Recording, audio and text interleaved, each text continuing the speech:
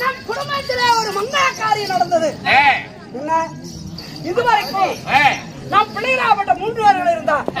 ஆனால் முதன் மகனோ பெரியவனாகி வளர்ந்தது நமக்கு தெரிந்து அந்நிய நாட்டு ஒரு பெண்ணை அவனுக்கு திருமணம் முடித்து வைக்க 6 மாத காலம் போய்விட்டது. ஆனால்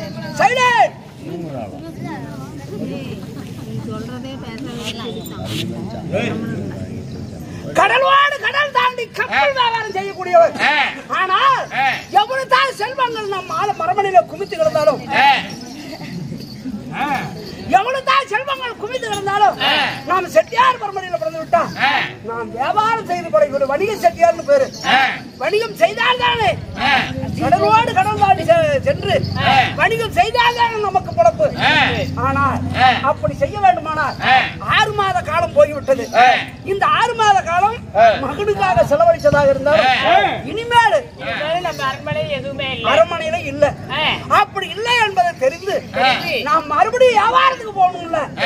அதனாலதான் தன்னிடத்துல ஒரு வார்த்தை சொல்லிட்டு நான் வியாபாரத்தை பொருள் கொண்டு வந்துக்கிறேங்க. நம்ம அரண்மனைக்கு வாசல்லே கடந்துச்சு. அப்படியா? ஆமாங்க. என்ன பொருள்? அது யாருக்குன்னு தெரியல சாமி. இது எங்க வைக்கிறது சாமி? கடந்துச்சு.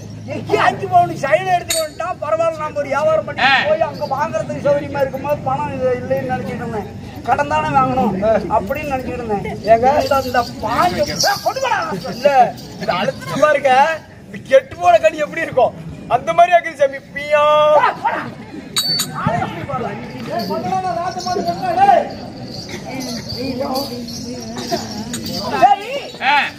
அப்படி கடலோடு கடல் தாண்டி கப்பல் வியாபாரம் செய்து மீண்டும் செல்வத்தை சேர்க்க வேண்டும்.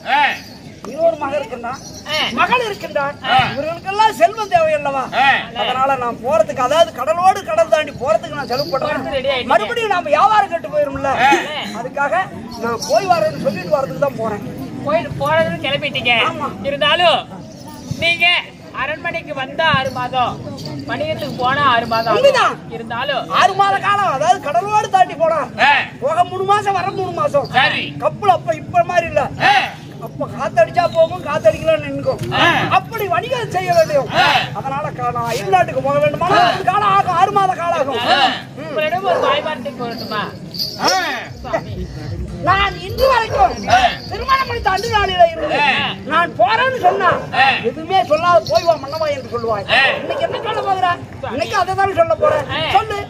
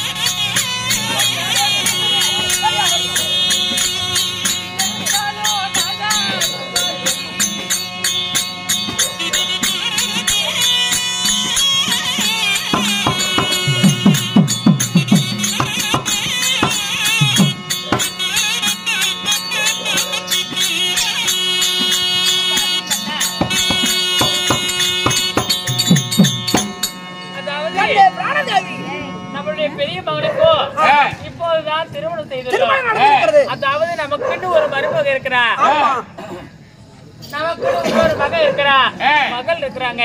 நால்வரையும் அழைத்து நீங்கள் ஒரு வாய் வார்த்தை சொல்லிவிட்டு அப்புறமா போனா பரவாயில்லன்னு எனக்கு தோணுது. அதுதான் சொன்னேன்.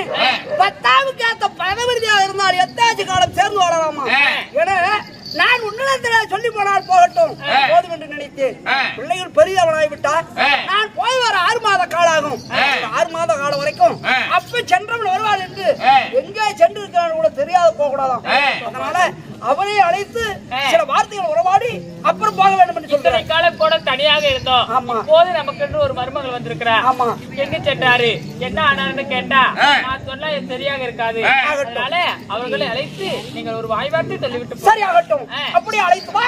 பிறகு அழைத்து அனைவரையும் ஒன்றாக சந்தித்து நான் சொல்லிவிட்டு போகிறேன். அப்படி ஆகட்டும் சாமி. சரி அழைத்து வா. அப்படி ஆகட்டும்.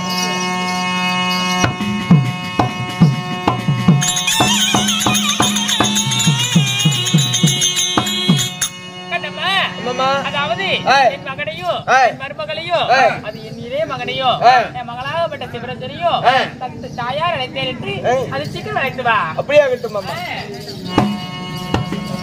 கேளுங்கள் சபையாரே, சிவராஜ மன்னரும் சிவகாமி அம்மாரும் தம் இளைய மகனை அழைக்க குணசீலன் சபைக்கு தருப்பார்.